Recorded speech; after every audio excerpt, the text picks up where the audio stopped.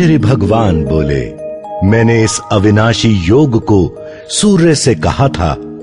सूर्य ने अपने पुत्र विवस्वत मनु से कहा और मनु ने अपने पुत्र राजा इक्ष्वाकु से कहा।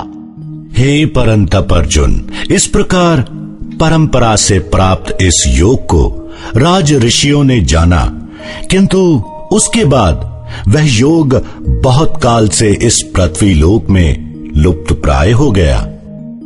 तू मेरा भक्त और प्रिय सखा है, इसीलिए वही यह पुरातन योग आज मैंने तुझको कहा है, क्योंकि यह बड़ा ही उत्तम रहस्य है, अर्थात गुप्त रखने योग्य विषय है।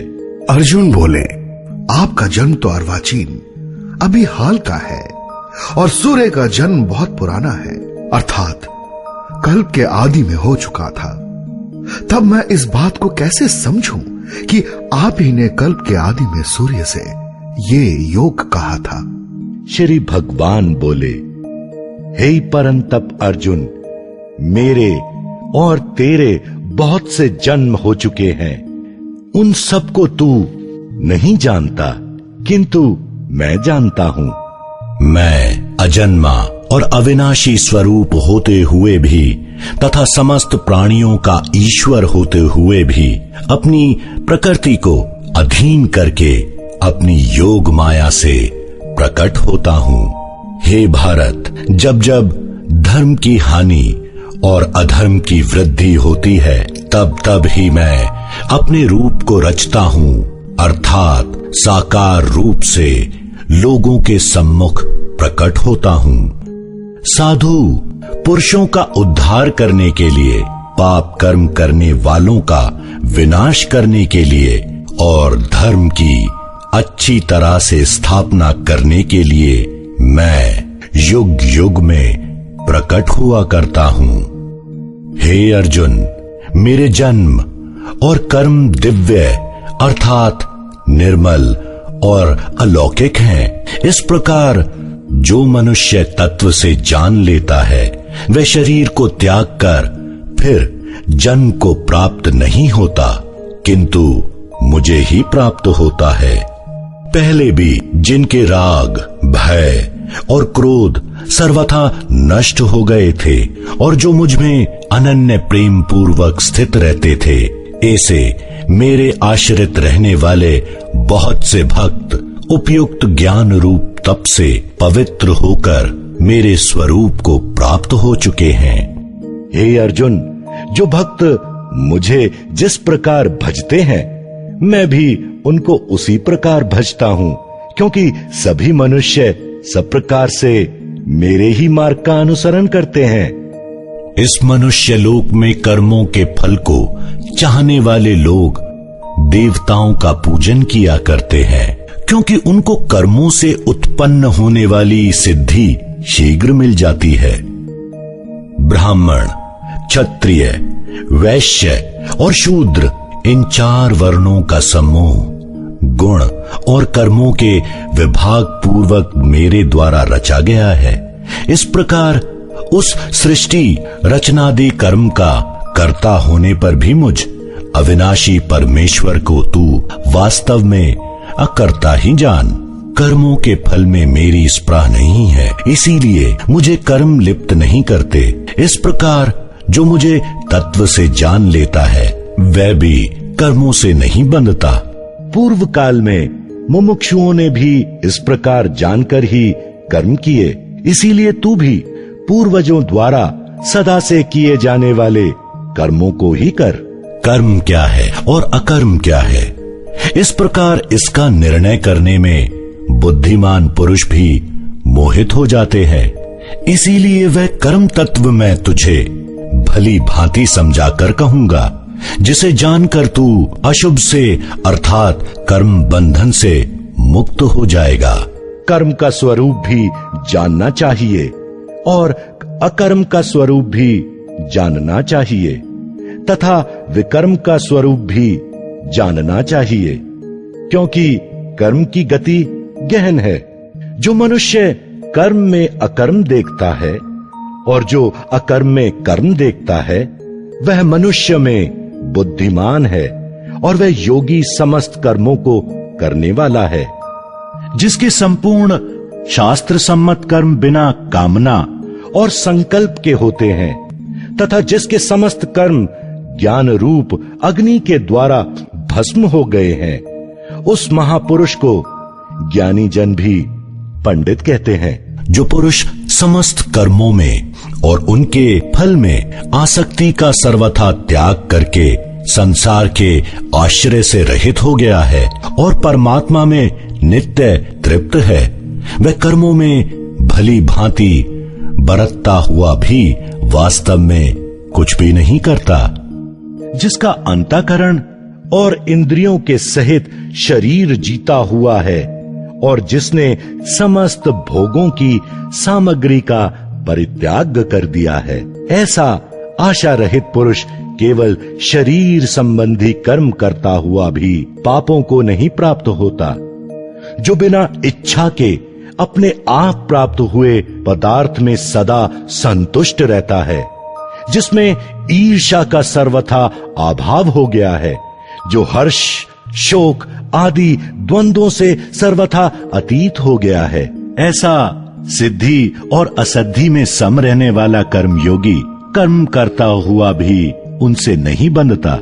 जिसकी आसक्ति सर्वथा नष्ट हो गई है, जो दयाभिमान और ममता से रहित हो गया है, जिसका चित्त निरंतर परमात्मा के ज्ञान में स्थित रहता है, ऐसा केवल यज्ञ संपादन के लिए कर्म करने वाले मनुष्य के संपूर्ण कर्म भली भांति विलीन हो जाते हैं।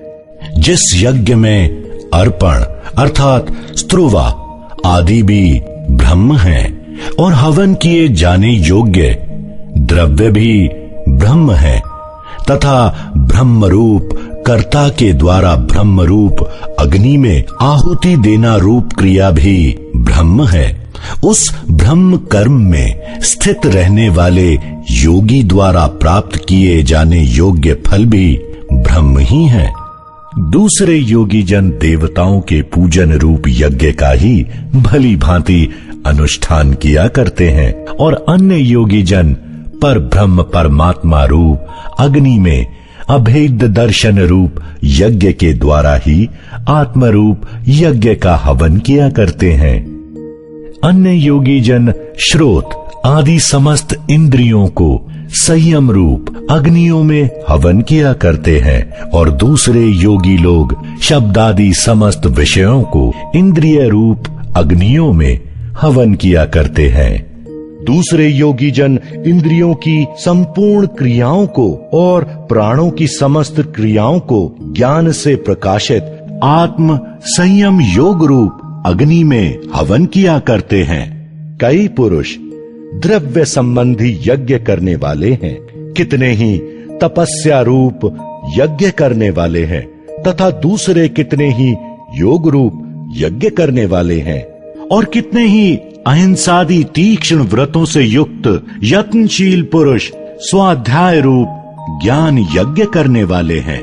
दूसरे कितने ही योगी जन अपान वायु में प्राण वायु को हवन करते हैं, वैसे ही अन्य योगी जन प्राण वायु में अपान वायु को हवन करते हैं तथा अन्य कितने ही नियमित आहार करने वाले प्राणायाम परायण पुरुष प्राण और अपान की गति को रोककर प्राणों को प्राणों में ही हवन किया करते हैं। ये सभी साधक यज्ञों द्वारा पापों का नाश कर देने वाले और यज्ञों को जानने वाले हैं। हे कुरुश्रेष्ठ अर्जुन, यज्ञ से बचे हुए अमृत का अनुभव करने वाले योगी जन सनातन पर ब्रह्म परमात्मा को प्राप्त होते हैं और यज्ञ न करने वाले पुरुषों के लिए तो यह मनुष्य लोक भी सुखदायक नहीं है, फिर परलोक कैसे सुखदायक हो सकता है। इसी प्रकार और भी बहुत तरह के यज्ञ वेद की वाणी में विस्तार से कहे गए हैं। उन सबको तू मन इंद्रिय और शरीर की क्रिया द्वारा संपन्न होने वाले जान। इस प्रकार तत्व से जानकर उनके अनुष्ठान द्वारा तू कर्म बंधन से सर्वथा मुक्त हो जाएगा। हे परंतप अर्जुन, द्रव्य में यज्ञ की अपेक्षा ज्ञान यज्ञ अत्यंत श्रेष्ठ है तथा यावन मात्र संपूर्ण कर्म ज्ञान में समाप्त हो जाते हैं। उस ज्ञान को तू तत्वदर्शी ज्ञानियों के पास जाकर समझ। उनको भली भांति दंडवत प्रणाम करने से, उनकी सेवा करने से और कपट छोड़कर सरलता पूर्वक प्रश्न करने से वे परमात्म तत्व को भली भांति जानने वाले ज्ञानी महात्मा तुझे उस तत्व ज्ञान का उपदेश करेंगे, जिसको जानकर फिर तू इस प्रकार मोह को नहीं प्राप्त होगा। तथा हे अर्जुन, जिस ज्ञान के द्वारा तू संपूर्ण भूतों को निश्शेष भाव से पहले अपने में और पीछे मुझ सच्चिदानंद घन परमात्मा में देखेगा, यदि तू अन्य सब पापियों से भी अधिक पाप करने वाला है, तो भी तू ज्ञान रूप नौका द्वारा निसंदेह संपूर्ण पाप समुद्र से भली भांति तर जाएगा। क्योंकि हे अर्जुन, जैसे प्रज्वलित अग्नि ईंधनों को भस्ममय कर देता है, वैसे ही ज्ञान रूप अग्नि संपूर्ण कर्मों को भस्ममय कर देता है। इस संसार में ज्ञान के समान पवित्र करने वाला निसंदेह कुछ भी नहीं है। उस ज्ञान को कितने ही काल से कर्म योग के द्वारा शुद्धांतकरण हुआ कुछ मनुष्य अपने आप ही आत्मा में पा लेता है। जितेंद्रिय, साधन परायण और श्रद्धावान मनुष्य ज्ञान को प्राप्त होता है तथा ज्ञान को प्राप्त होकर वह बिना विलंब के तत्काल ही भगवत प्राप्ति रूप परम शांति को प्राप्त हो जाता है। विवेकहीन और श्रद्धा रहित संशय युक्त मनुष्य परमार्थ से अवश्य भ्रष्ट हो जाता है। ऐसे संशय युक्त मनुष्य के लिए ना ये लोक है, ना परलोक है और ना सुख ही है। हे धनंजय, जिसने कर्म योग की विधि से समस्त कर्मों का परमात्मा में अर्पण कर दिया है और जिसने विवेक द्वारा समस्त संशयों का नाश कर दिया है, ऐसे वश में किए हुए अंतःकरण वाले महापुरुष को कर्म नहीं बांधते। इसीलिए हे भरतवंशी अर्जुन, तू हृदय में स्थित इस अज्ञान जनित अपने संशय का विवेक ज्ञान रूप तलवार द्वारा छेदन करके समत्व रूप कर्म योग में स्थित हो जा और युद्ध के लिए खड़ा हो जा।